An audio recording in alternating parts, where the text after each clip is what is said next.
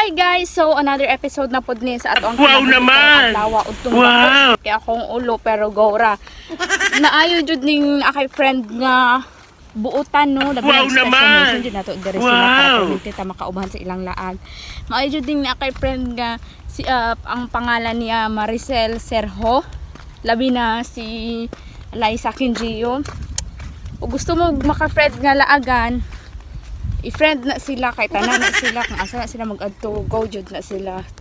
So ani ana jud ko sa ilahang balay, ako na lang jud ilahang ginahulat. So gi-check na ko sila kung naka-prepare na ba sila. So naka-prepare na jud. So after na ko pag-abot sa ilahang balay, so mga to sa mi sa eskwelahan kong sunduon na mo amo ang little princess na si Aling Maliit.